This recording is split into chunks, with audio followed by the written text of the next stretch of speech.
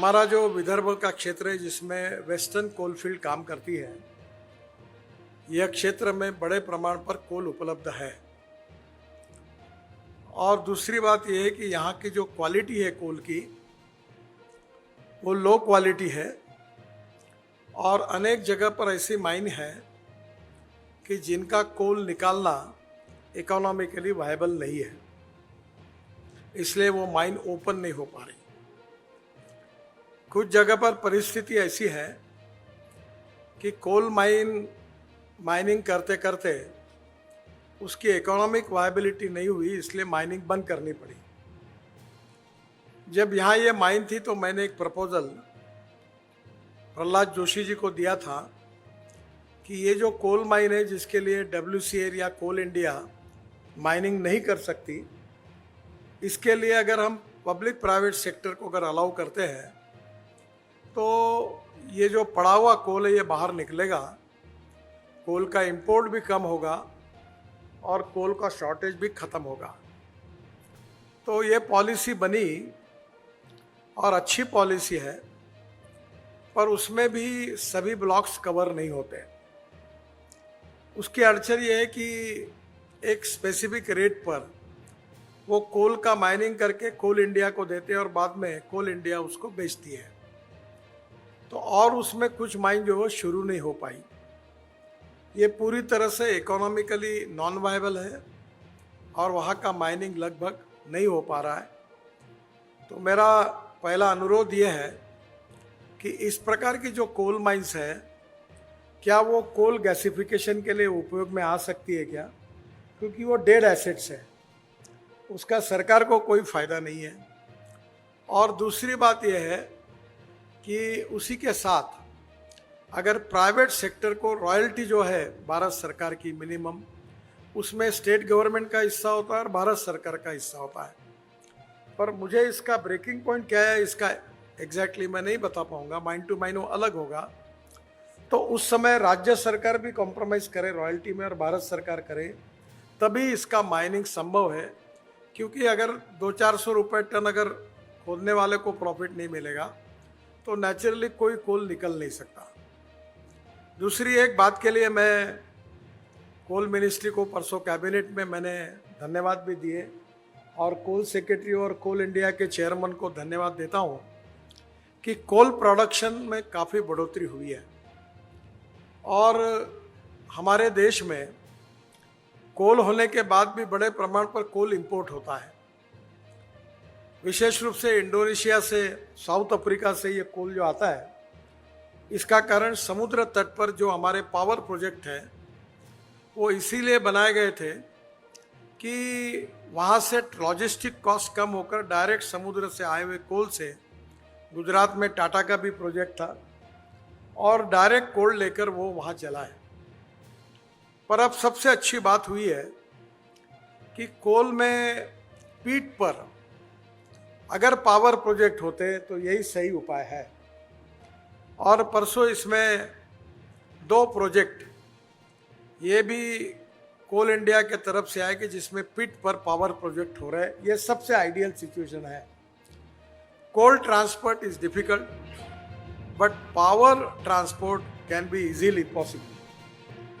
और इसलिए जो शासन में मध्य प्रदेश में जो पावर प्रोजेक्ट है, जहाँ कोल माइन है, वहाँ रिलायंस ने पावर प्रोजेक्ट डाला है, वहाँ मध्य प्रदेश सरकार को 1 रुपया 20 पैसे यूनिट पावर मिलती है और आज पावर का भाव 10 रुपये और 12 रुपये हुआ है। तो मेरा दोनों भी बातें अच्छी है कि कुछ जगह पर हम पीठ पर पावर प्रोजेक्ट डालें, कुछ जगह हम लोग कोल माइन में जो इकोनॉमिकली नॉन वायबल है वहाँ मिथेनॉल के लिए कोशिश करें और कुछ जगह पर वो कोल निकालने के लिए पब्लिक प्राइवेट इन्वेस्टमेंट को अलाउ करें। ऐसे तीनों माध्यम से हमारे यहाँ विकास हो सकता है।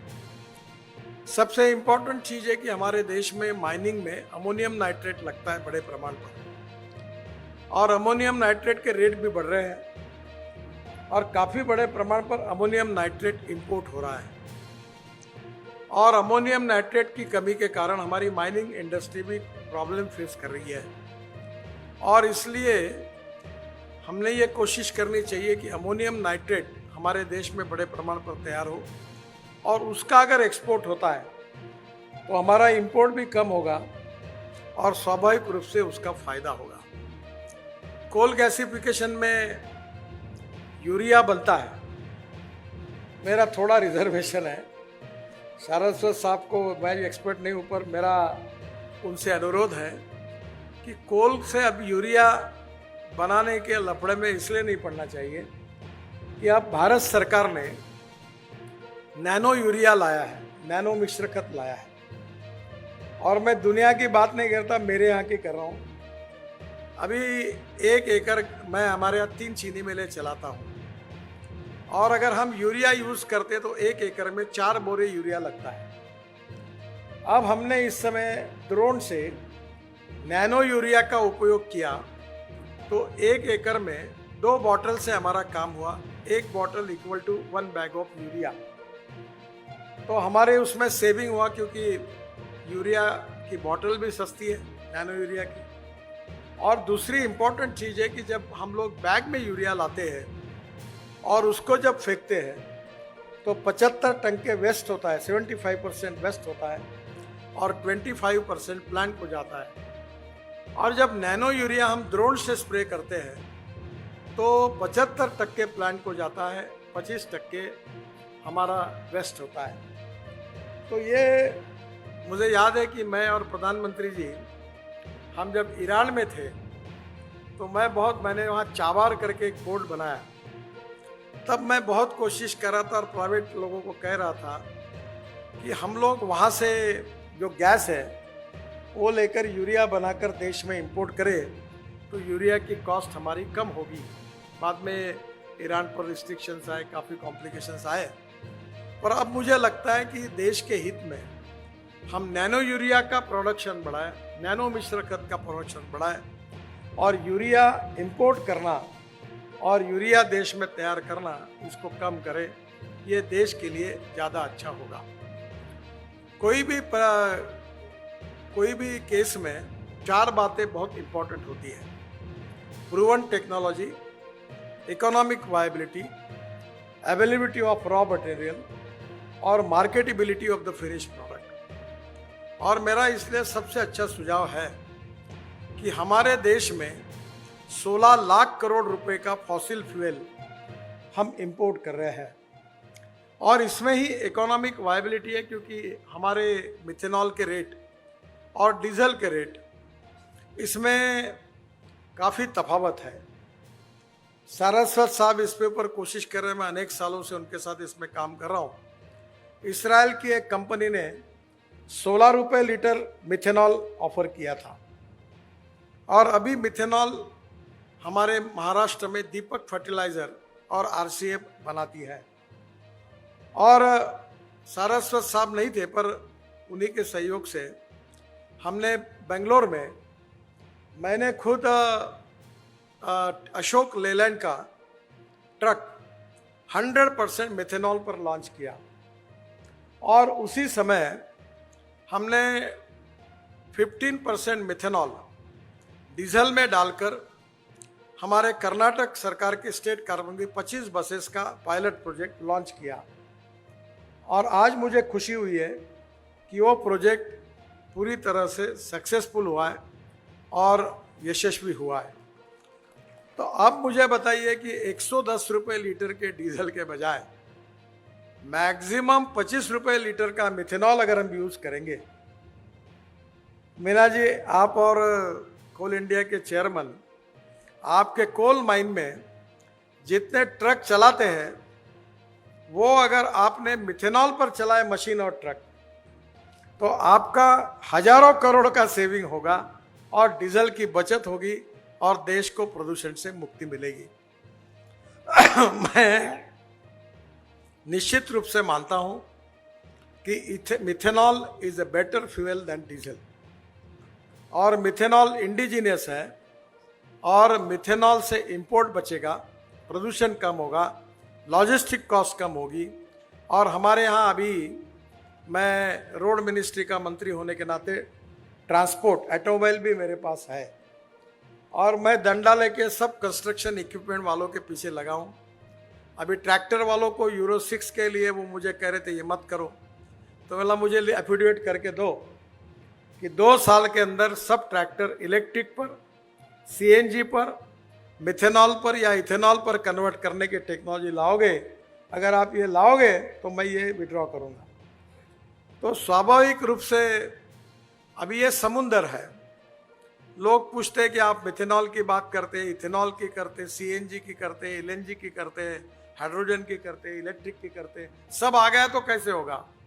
मैंने बोला तुम सब में जितना दम है इससे 10 गुना और दम वाले जोड़ लो तो भी पेट्रोल डीजल का इंपोर्ट करना बहुत कठिन है, कम करना कठिन है।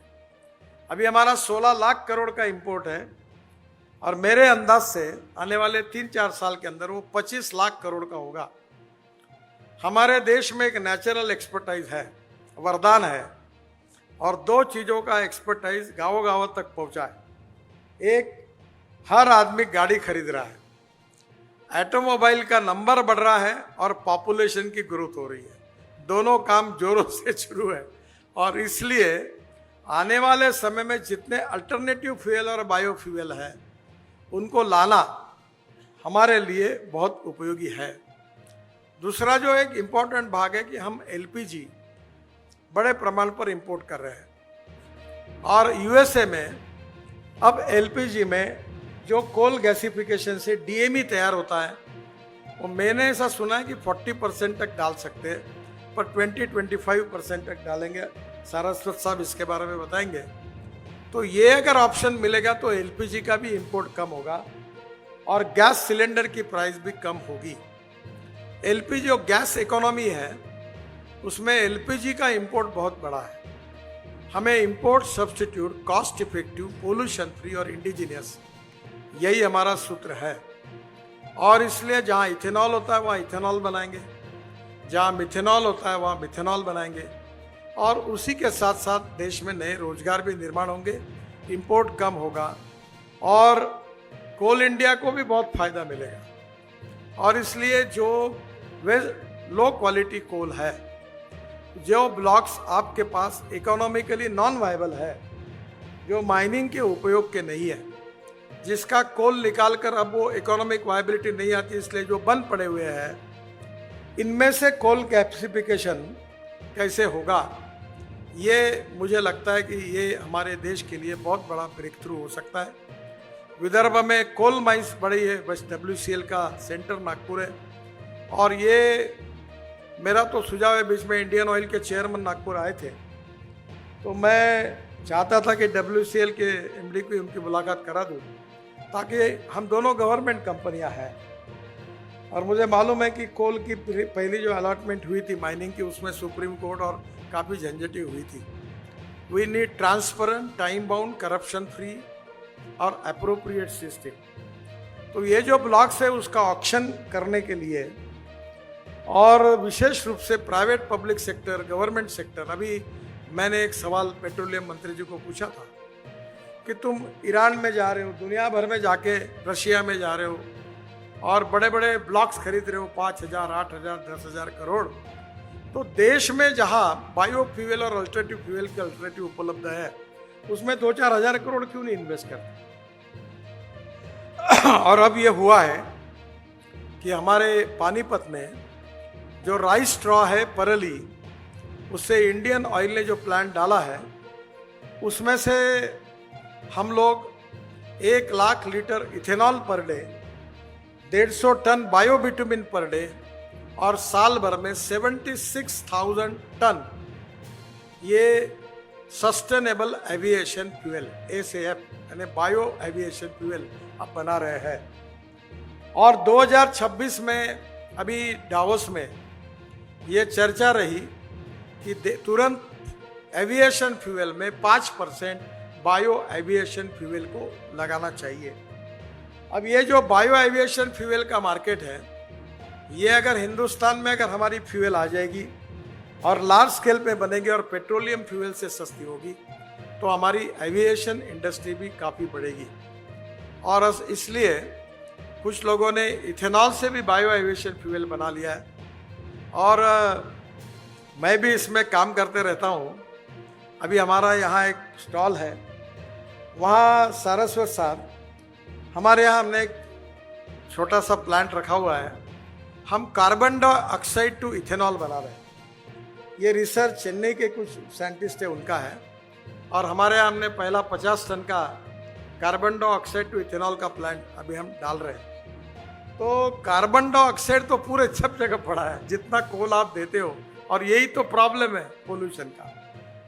मैं दो चीज़ें अक्सर कहता हूँ कि एक है innovation, entrepreneurship, science, technology, research, skilled and successful practices. We name it as knowledge and conversion of knowledge into wealth is the future. और दूसरी चीज़ है वेस्ट टू वेल्थ। और वेस्ट टू वेल्थ में ये जो कार्बन डाइऑक्साइड जो हमारे लिए सरदर्द बना है पूरे देश में, वर्ल्ड में, अब हम जीरो एमिशन का टारगेट की तरफ जा रहे हैं 2070 तक। तो कार्बन डाइऑक्साइड टू इथेनॉल इस टाइप का वैल्यू एडिशन होता है तो वो भी बहुत बड़ा फायदा होगा। तो मेरा अनुरोध है कि बायो एविएशन फ्यूल जो है, सस्टेनेबल एविएशन फ्यूल, वो निश्चित रूप से हम लोग जो मिथेनॉल बना रहे हैं उसमें से हाइड्रोजन और बायो एविएशन फ्यूल बना सकेंगे। हमारे यहाँ जब भी हाइड्रोजन 3 प्रकार का है, जो कोयले से बनता है वो ब्लैक हाइड्रोजन, जो पानी और बायोमास से बनता है वो ग्रीन हाइड्रोजन, और जो पेट्रोलियम से बनता है वो ब्राउन हाइड्रोजन। तो जैसे भी ब्लैक हाइड्रोजन की बात निकलती है तो कैबिनेट में एक मंत्री एकदम गुस्सा हो जाते हैं, बोलते हैं ये बात मत करो। तो मैंने उनको समझाया कि आप कह रहे सही है, ब्लैक हाइड्रोजन पोल्यूशन के लिए है, पर पेट्रोलियम हाइड्रोजन तैयार करने के लिए इंपोर्ट करना पड़ता है रॉ मटेरियल, उसकी कॉस्ट और उसका पोल्यूशन, इसके पेक्षा मराठी में कहावत है, दगड़ा पेक्षा वीट मऊ। तो उससे ये भी ऑप्शन है, इसको हम उपयोग करें। तो पहली बात तो मुझे लगता है कि हमारा ट्रांसपोर्ट सेक्टर, ट्रक, बसेस, और दूसरा डॉक्टर सारस्वत साहब ने और मैंने एक कोशिश की, गंगा में जब वाटरवेज हमने शुरू कराया तो मरीन इंजन जो है वो मिथेनॉल पर कन्वर्ट करना। एक सेतना करके कंपनी है। मैं जब स्वीडन में स्टॉकहोम में गया था तो वहाँ के प्रधानमंत्री ने मुझे रिवर के इसमें बैठकर खाने के लिए बुलाया था। तो एक क्रूज जा रहा था, तो वो उस कंपनी का था, और मुझे कहा कि ये क्रूज जो चल रहा है ये पूरा मिथेनॉल पे चल रहा है। अगर मिथेनॉल 22 रुपये लीटर और बाकी फ्यूल कितने है, मिथेनॉल का पोल्यूशन कंपैरेटिवली कम है, तो हमारी पूरी शिप इंडस्ट्री, अगर वाटर ट्रांसपोर्ट अगर मिथेनॉल पे कन्वर्ट होगा तो हमारा डीजल का इंपोर्ट बचेगा और हमारा एक प्रकार से हमारा प्रदूषण भी कम होगा। तो कोल गैसिफिकेशन हमारे लिए बहुत उपयोगी है, और विशेष रूप से मुझे विश्वास है कि हमारी इकोनॉमी में इंपोर्ट को कम करने वाला, एम्प्लॉयमेंट को बढ़ाने वाला, और राज्य सरकार और भारत सरकार को रेवेन्यू देने वाला, और जीएसटी के रूप में और पैसा देने वाला एक, और सभी कोल इंडिया, WCL इनको प्रॉफिट दिलाने वाला ऐसा प्रपोजल है। और इसको जल्दी से जल्दी ओपन करना चाहिए, क्योंकि कल हमने कैबिनेट में 2 विषय निकाले, पर मैं कैबिनेट में 4 साल से इस बात का जिक्र करता हूँ और मंत्री जी को भी बार बार बताते रहा था कि भाई ये करो। ये हुआ है, पर और करना चाहिए, क्योंकि हमारा जो हमारे देश को ऊर्जा को आयात करने वाला नहीं, ऊर्जा को निर्यात करने वाला देश बनाना है। तो ये सबसे पहले आवश्यक है कि डीजल के बजाय मिथेनॉल को यूज़ करें, और मिथेनॉल डीजल में यूज़ करें, और मिथेनॉल बेस्ड हेवी इंडस्ट्रीज में बड़ी बड़ी इक्विपमेंट बनाए। मैं आपको बताता हूँ, JCB कंपनी है, और मैंने उनको आग्रह किया कि आप हाइब्रिड बनाइए, पहले तो एक CNG पे बनाइए, इथेनॉल पे बनाइए। तो उन्होंने CNG पर बनाया, और हाइब्रिड CNG पर JCB बनाया। उनको 1000 JCB का ऑर्डर रशिया में मिला। अभी चेन्नई के एक कंपनी ने इलेक्ट्रिक के ट्रक चालू किए, अभी इलेक्ट्रिक के ट्रक आ रहे हैं, और मुंबई में मैंने डबल डेकर बस इलेक्ट्रिक की लॉन्च की। अब इलेक्ट्रिक की बसेस अशोक लेलैंड बना सकती है। जो हमारी डबल डेकर बसेस इलेक्ट्रिक पर है वो मिथेनॉल पे चल सकती है। डीजल को डिस्कार्ड करना चाहिए, पेट्रोल को डिस्कार्ड करना चाहिए, सबसे हजार्डस फ्यूल है। और उसकी तुलना में जो जो अल्टरनेटिव फ्यूल और बायो फ्यूल है उसमें मिथेनॉल ये बहुत बड़ा ऑप्शन है। और जब कोल गैसिफिकेशन से मिथेनॉल और डीएमई ये दो ही नहीं है, मेरे हिसाब से 300 बाय प्रोडक्ट तैयार हो सकते हैं जो देश के इंपोर्ट को कम करेंगे। और इसलिए निश्चित रूप से हमें इसमें सबसे ज़्यादा इंटरेस्ट इसलिए है कि ये जो विदर्भ एडवांटेज है, ये हमारे विदर्भ के क्षेत्र में चंद्रपुर, यवतमाल, नागपुर, ये 3 जिले में बड़े प्रमाण पर कोल उपलब्ध है जहां WCL काम कर रही है। फिर हमारे यहाँ से लगकर मध्य प्रदेश का पार्ट है और छत्तीसगढ़ का पार्ट है, वहाँ भी कोल अवेलेबल है। और इसलिए इस क्षेत्र के विकास में, यहाँ एम्प्लॉयमेंट खड़े करने में, निश्चित रूप से यहाँ को रोजगार बढ़ाने में इसका उपयोग हो सकता है। ये हमारे लिए एक बहुत ही विकास का आम एजेंडा है और जिसलिए आज की चर्चा हो रही है। और मुझे विश्वास है कि हमारे कोल सेक्रेटरी यहाँ उपस्थित हैं, डॉक्टर सारस्वत साहब उपस्थित हैं, कोल इंडिया के चेयरमैन भी यहाँ उपस्थित हैं। और एक बात मैं बताना चाहूँगा कि हमारे यहाँ Tadoba, Nagpur is called as a tiger capital. हमारे यहाँ 350 टाइगर हमारे यहाँ 2.5-3 घंटे के डिस्टेंस पर है। और नागपुर ऑरेंज सिटी है, ये विशेषता है। हमारे भद्रावती में जो ताडोबा का जंगल लगता है उसमें हाइड्रोकार्बन के डायरेक्टर से मेरी मुलाकात हुई। वहाँ कोल बेड मीथेन अवेलेबल है, CBM। और फॉरेस्ट एंड एनवायरनमेंट मिनिस्ट्री ने अब यह निर्णय किया है कि जंगल में अगर CBM को अगर निकालना है तो उसके लिए उनके NOC की ज़रूरत नहीं है। तो वहाँ से अगर CBM निकलेगा तो वो CNG निकालकर हमारे यहाँ की ट्रक और बसेस उस पर चल सकती है। मैं कोल इंडिया, कोल सेक्रेटरी और हमारे WCL के MD इनको अनुरोध करूँगा, कुछ भी करो, डीजल को डिस्करेज करो। LNGP ट्रक मैंने लॉन्च की देश में पहली, ब्लू एनर्जी की झारखंड में। एक ट्रक जो अभी 1600 किलोमीटर तक चलती है।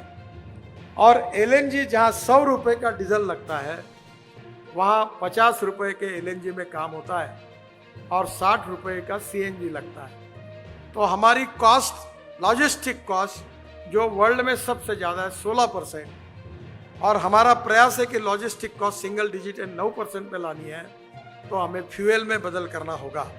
अब रोड तो हमने ऐसे बना दिया है कि पहले दिल्ली से मुंबई जाने के लिए 3 दिन लगते थे, अब दिल्ली से मुंबई आज 24 घंटे में जा सकते हैं, ऐसा रोड बनाया और समय भी बचेगा। और LNG या मिथेनॉल फ्यूल आएगी तो लॉजिस्टिक कॉस्ट 9% पे आएगी।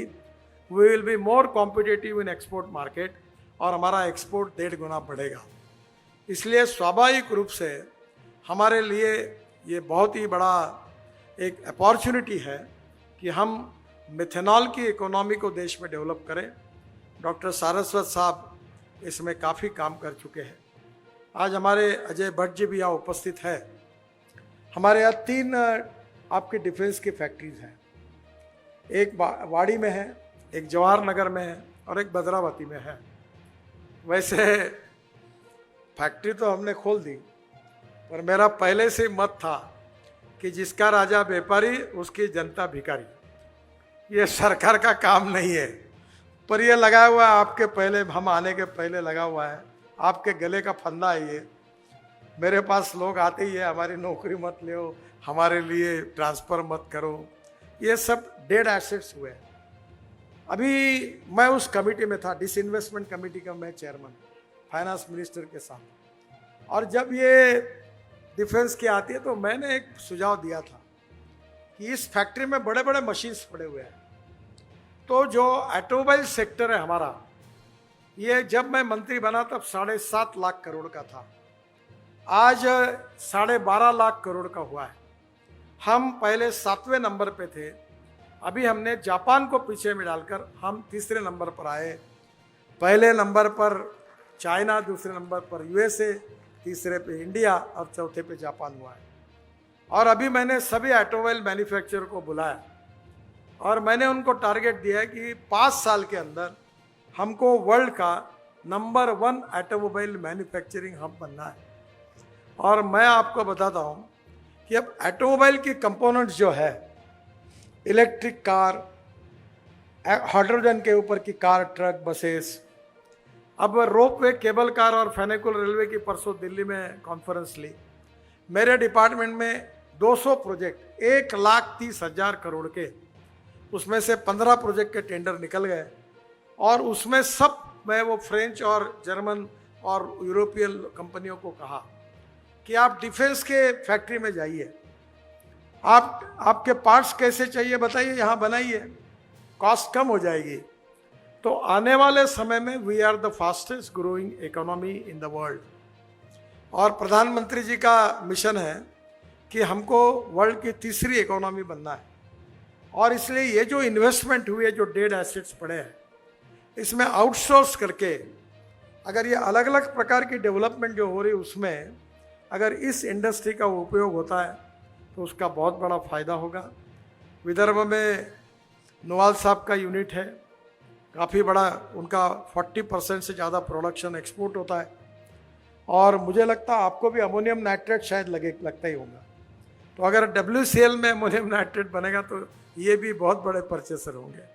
तो मेरा अनुरोध है कि हमारे यहाँ एयरफोर्स का ये जो मेंटेनेंस कमांड नागपुर में है, और इसके साथ साथ इन सब को लेकर यहाँ डिफेंस इंडस्ट्री डेवलप हो, ये हमारा प्रयास है। कल इसके ऊपर खंडारे जी भी आए थे, जो principal adviser to defence ministry है, और काफ़ी लोग थे, काफ़ी चर्चाएं हुई। और आज अजय भट्ट जी भी आए हैं। तो डिफेंस में भी यहाँ डेवलपमेंट हो और कोल गैसिफिकेशन में भी एक नई दिशा प्राप्त हो, ये हमारा सबका इंटरेस्ट है। आज इसमें काम करने वाले, इस क्षेत्र को दिशा देने वाले और इस क्षेत्र के भविष्य को बनाने की जिम्मेदारी जिनके ऊपर है, ऐसे सभी स्टेक होल्डर्स यहाँ उपस्थित है। और मुझे विश्वास है कि कोल इंडिया के साथ WCL हमारा सेंटर है, तो WCL को इस प्रकार की इन्वेस्टमेंट करने में यहाँ अगर आगे आती है तो हमारे लिए, विदर्भ के लिए एक नई अपॉर्चुनिटी मिलेगी। और हमारे कोल सेक्रेटरी और हमारे कोल इंडिया के चेयरमैन, इनके मार्गदर्शन में WCL बड़े लेवल पर अगर इसमें आती है तो निश्चित रूप से हमारे विकास के लिए ये बहुत बड़ा एक कदम होगा। और इसलिए निश्चित रूप से उनके सहयोग और मार्गदर्शन से विदर्भ के विकास को एक नई गति मिल सकती है। इसमें ज़रूर उनका मार्गदर्शन हम सबको मिलेगा। मैं डॉक्टर सारस्वत, हमारे कोल इंडिया के सेक्रेटरी मीना जी, हमारे कोल इंडिया के चेयरमैन प्रसाद जी, और विशेष रूप से हमारे वाइस चांसलर भी नागपुर यूनिवर्सिटी के उपस्थित है। और हमने ये कोशिश की थी कि हमारी यूनिवर्सिटी, इंजीनियरिंग कॉलेज, हमारे IIT, इन सब के साथ हमारी इंडस्ट्री का कोऑर्डिनेशन हो। अभी हमारे यहाँ डोसाल्ट बन रहा है, जो राफेल है वो नागपुर में बन रहा है। एयरबस और बोइंग के 1200 पार्ट्स टाल कंपनी नागपुर में बना रही है। हमारा MRO एक शुरू हुआ है, जो अभी 100 हवाई जहाज, पूरे इंडिगो के हवाई जहाज MRO नागपुर में आएगी। एयर इंडिया का MRO हमारे पास है। तो एविएशन हब बना रहे हैं। जो फ्रेंच है डोसाल्ट वाले, उनके मुझे चेयरमैन कल मेरे साथ थे, तो उन्होंने 500 kg का ड्रोन बनाया है। और being a transport minister 100% I have a very ambitious plan. और वो प्लान ये है कि 4 व्यक्ति को उठाने वाला ड्रोन टैक्सी हमारे देश में शुरू हो जाए। मैं भट्ट जी को और एक अनुरोध करूंगा कि ये जो मेंटेनेंस कमांड यहाँ है, मैं जब शिपिंग मंत्री था तो मैंने MPBS सी प्लेन देश में लाया था, और मुंबई के समुद्र में हम उतरे थे। बाद में प्रधानमंत्री जी सरदार सरोवर अहमदाबाद से वहाँ गए थे। तो MPBS सी प्लेन का बहुत बड़ा पोटेंशियल है। एग्जिस्टिंग प्लेन को नीचे में केवल एक फ्लोट लगाते हैं। वैनकोर में, कनाडा में, अमेरिका में बहुत है। बीच में एक कंपनी के साथ करीब 100 MPBS सी प्लेन खरीदने की बात चल रही थी। मैंने काफ़ी उसमें पुशअप किया था। ये जब इसके लिए जो कानून बनाना था तो एविएशन मिनिस्ट्री और शिपिंग मिनिस्ट्री दोनों इसमें इन्वॉल्व थी और जल्दी इसके स्टैंडर्ड्स नहीं तय हो रहे थे। तो मैंने एविएशन मिनिस्टर को कहा कि आप जिसको एमपीबीएस सी प्लेन कहते हो उसको मैं फ्लाइंग बोट कहता हूँ, और अगर तुम जल्दी कानून नहीं बनाओगे तो मैं फ्लाइंग बोट एक्ट बनाऊंगा और अपना डाल दूंगा। पानी में मैं हूँ, हवा में तुम हो, तुम जल्दी निर्णय करो। और वो पूरे निर्णय अब हो गए। तो अब मुझे लगता है कि ये जो एयरफोर्स का सेंटर नागपुर में है मेंटेनेंस कमांड का, इसमें कोई बड़ी टेक्नोलॉजी नहीं है। एमपीबीएस सी प्लेन इसके लिए भी अगर होगा तो देश में छोटे छोटे रीजनल एयरलाइंस खुल रही है और मुझे लगता है इसके कारण बहुत बड़ा फ़ायदा होगा। अभी डोसाल्ट यहाँ जो उनका फाल्कन जेट है वो 13 सीटर का, वैसे उनने मुझे प्रॉमिस किया था कि 22 तक बनाएंगे और वो नहीं बना पाए। कल उन्होंने कहा कि 25 के पहले आएगा और वर्ल्ड में यहाँ से वो फाल्कन पूरे वर्ल्ड में यहाँ से जाएगा। तो मेरा अनुरोध है कि एविएशन हब, बाद में कोल गैसिफिकेशन का हब, वैसे मेडिकल हब हम है ही, इन सब से ये जो socially, economically, educationally backward area है जिसमें हमारे यहाँ गढ़चिरौली और वाशिम 2 एस्परेंट डिस्ट्रिक्ट है, उन डिस्ट्रिक्ट के में भी डेवलपमेंट होगी और निश्चित रूप से आप सबके मार्गदर्शन में यहाँ नई एम्प्लॉयमेंट खड़ी होगी। और इसीलिए आज का हमने ये कार्यक्रम आयोजित किया है। मेरा विश्वास है आप सब लोग यहाँ आए हैं। मैं हृदय से आप सबको बहुत बहुत धन्यवाद देता हूँ, आपका अभिनंदन करता हूँ। और मैं जानबूझकर पहले भाषण देने के लिए इसलिए खड़ा हुआ कि हमारी प्रॉब्लम्स, समस्या और अपेक्षाएं मैं आपके सामने रख पाऊँ, ताकि आपको निश्चित रूप में आपके मार्गदर्शन में इन अनेक सवालों का जवाब सबको मिल जाएगा। बहुत बहुत धन्यवाद। नमस्कार।